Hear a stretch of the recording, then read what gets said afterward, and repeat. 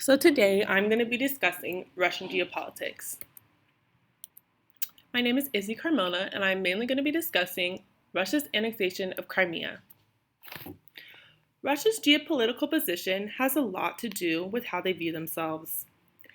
They have done things that have kind of exceeded their capabilities because they see themselves as such a strong force. This has made other countries view them as unstable and unreliable.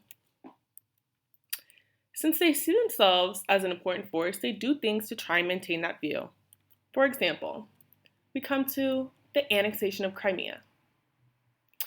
The annexation of Crimea, or the Crimea-Ukraine crisis, marked one of the worst East-West crises since the Cold War. According to the New York Times, Crimea was effectively part of Russia from the late 1700s until the dissolution of the Soviet Union in 1991. This is one of the main reasons why Russia wanted Crimea. It has cultural ties to Russia. Russia also began to support the different protests in Crimea that were against the Ukrainian government. They also sent troops to Crimea to take control over key infrastructures. They also had the force to set up checkpoints on roads connecting Crimea with Ukraine. The Russian military really overwhelmed the Ukrainian forces. On March 16, 2014, the majority of Crimeans voted to secede from the Ukraine and join Russia. So, this is just a photo of Russia taking Crimea from the Ukraine.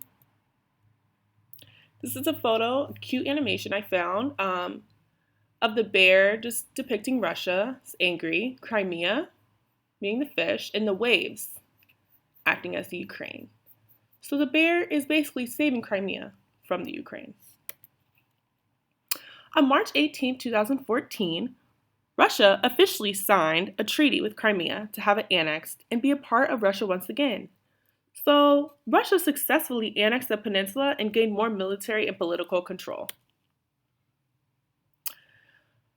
One of the other reasons that Russia annexed Crimea was the importance of the Black Sea.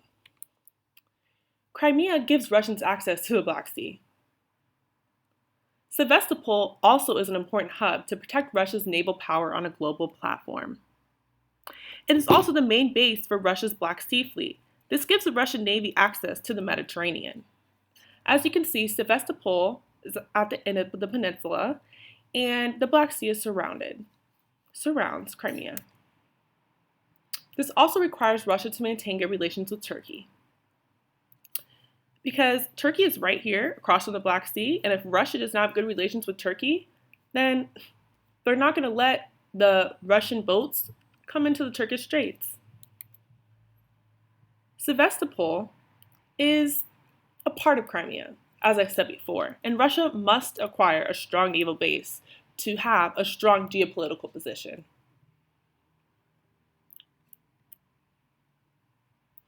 The position that the annexation of Crimea has put Russia in is not a very good one.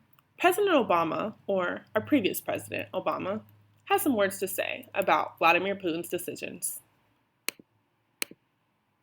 A situation that is about this improvisation that he's been doing has gotten him deeper and deeper into a situation that is a violation of international law, that violates the territorial integrity and sovereignty of Ukraine, has isolated Russia diplomatically, has made Europe wary of doing business with Russia, has allowed the imposition of sanctions that are crippling Russia's economy at a time when their oil revenues are dropping. There's no formula in which this ends up being good for Russia. Russia's unstable geopolitical position was a part of the annexation of Crimea. This is just a photo of a protester holding a sign that says Crimea is Ukraine. This is a photo of the Russian troops that invaded Crimea. And this is a photo of a celebration of Crimea in Russia. You must have good relationships with other countries to secure a strong geopolitical position. As Obama stated, the countries kind of surrounding Russia are a bit scared to do business with them, and they have tense feelings towards them.